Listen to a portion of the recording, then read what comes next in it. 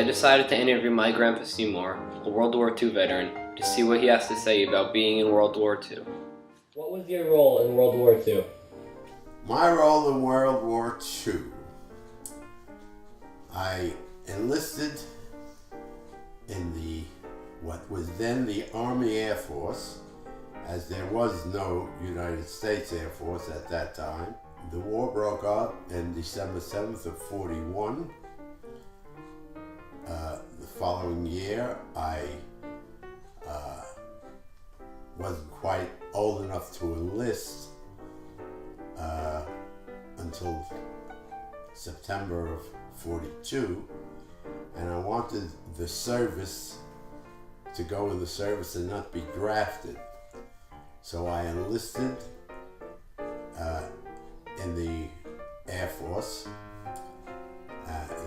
and I was taken in November of 1942.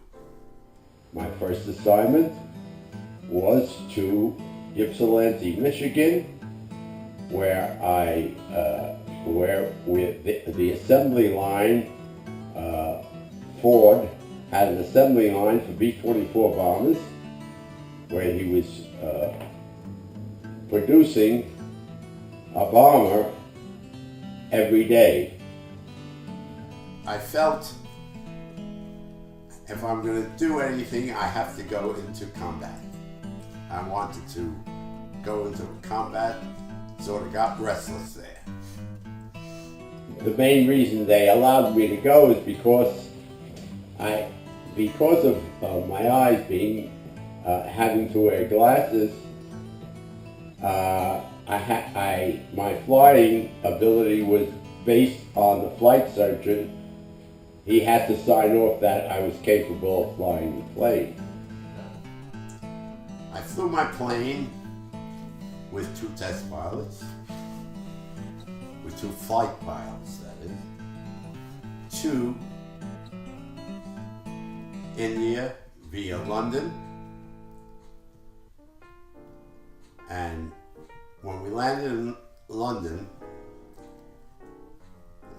at that particular time, the Battle of the Bulge was going on, and our troops were pretty bogged down. And we were asked to do several bomb runs to sort of loosen up the Germans on the other side. If you, to be familiar with the B-24 Liberator bomber, this was called the Flying Fortress. It was a plane that carried about 2 tons of bomb, 500 pounders. It had 16 gunners, 16 guns, not gunners. There was a turret gun, there was a belly gun, there was 2 rear guns, there was tail guns. And for 2 days, we made our bomb runs, and after which things loosened up quite a bit, and we won the Battle of the Bulge. I was stationed at an air base 9 miles out of Delhi, India. It was in a jungle. There were still wild animals running around, but they had built this air base to accommodate us flying, and my main assignment at that time was to fly the Himalaya Mountains, which was called the Hump. The Himalaya Mountains was the route to China. And my assignment at that time was flying materials and all sorts of armament, materials, gasoline, over the hump into bases in China where we had planned to invade Japan. you had no way of knowing. Everything was on navigation. There were no landmark places that you could fly. And we lost a tremendous amount of planes flying this trip.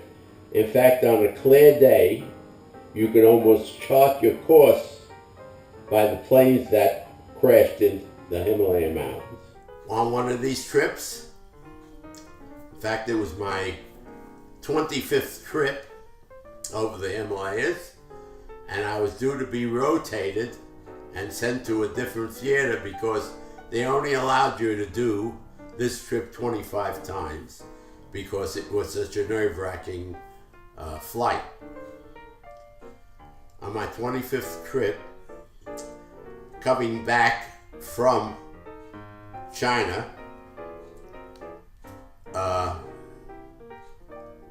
we got caught in a very bad storm. The plane was in trouble. We lost an engine, and therefore we would lose altitude. So, in order to prevent ourselves from crashing into a mountain, so to say, the crew bailed out. I wound up,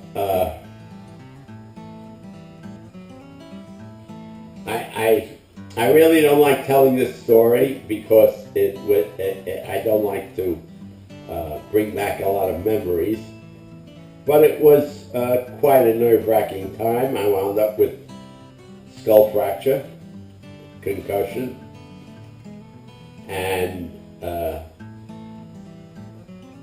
it was pretty much the end of my career in the service. Would I recommend anybody join the service? I've often said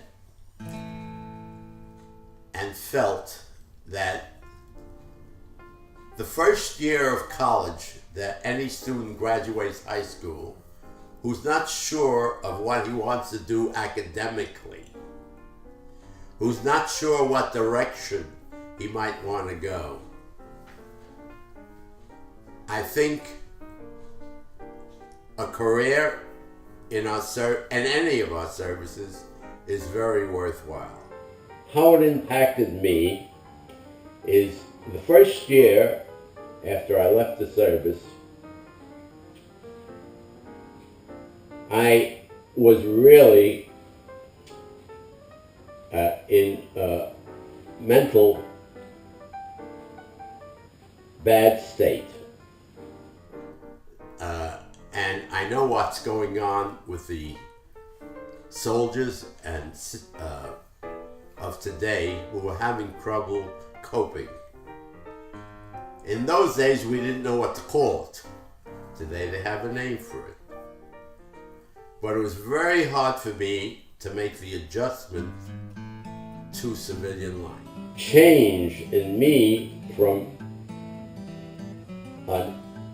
a young man who didn't know what life was about. After 3 years in the service, I came out a man who knew what life was all about, and finding a very difficult time to adjust to it. I had lost my wife of 57 years, several years ago, and we were married for 57 years. The most wonderful time and greatest pleasure of my life. I miss her. But I have my wonderful family to keep me going. There's a lot of details to the story which I have left out because I don't even want to remember some of them. And it's very hard sometimes to talk about.